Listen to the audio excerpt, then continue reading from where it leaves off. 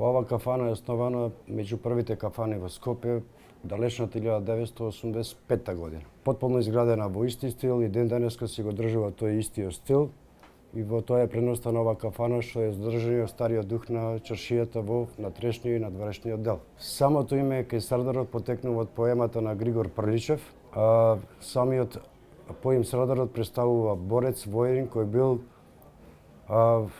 као лидер и се заснова на поемата од Григор Прличев. И до денеска е задржано истото име. Духот на старата чаршија од секогаш постоел и ден денеска постои, зашто во секој поголем град, како што мислам дека и Скопје, секогаш поинтересен и дел представува по стариот дел на чаршијата. Овие стари градби, стари култури, што обележуваат на некое минато, мислам дека го задржуваат уште духот на старата чаршија. Мислам дека котираме високо, не ме држите за збор, мислам дека сме втори. Тоа се држи благодарение на самата страница на интернет, на TripAdvisor.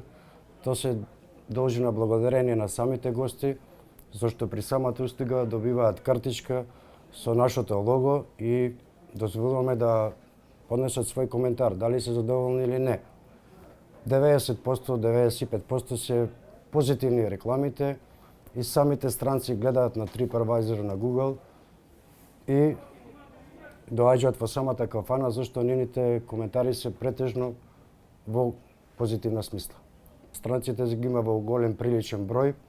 Зашто? Најверојатно нешто му е интересно. И пред кога не кажав дека секој странец претежно го интересира стариот дел на чаршијата и нешто ги привлекува. Ги има во голем приличен број. Мислам дека е една од причината покрај што ги привлекува стариот дел на чаршијата, зашто моја претпоставка е дека секој странец го интересира стари градби. Плюс тоа му се пристапачни цените, ефтино е и мислам дека е тој еден составен дел од пред се што е стариот изглед на чаршијата многу поубав него останатите делови на Скопје. Па најмногу странците 99% бараат она што е специјалитет во Скопје, а тоа се состои од гравче, пробуваат кебапчина, шопска салата, колбасица и претежно бараат ракија, мастика струмичка и скопско пиво. Тие се претежно работи што најмногу ги бараат зашто ги немаат пробано кај нив и мислам дека се премногу воодушевени од тие гравче, кебапчина, шопска, ракија, жолта струмичка мастика и скопско пиво. Тоа најмногу ги привлекува. 2,5 евра мени, тоа се состои од тавче гравче, 5 кебапчина, салата имаат и лепијана која е специјално изградена на свој начин. Тоа сето му се спаѓа во комплект од 2,5 евра или во наше кажано 150 денари.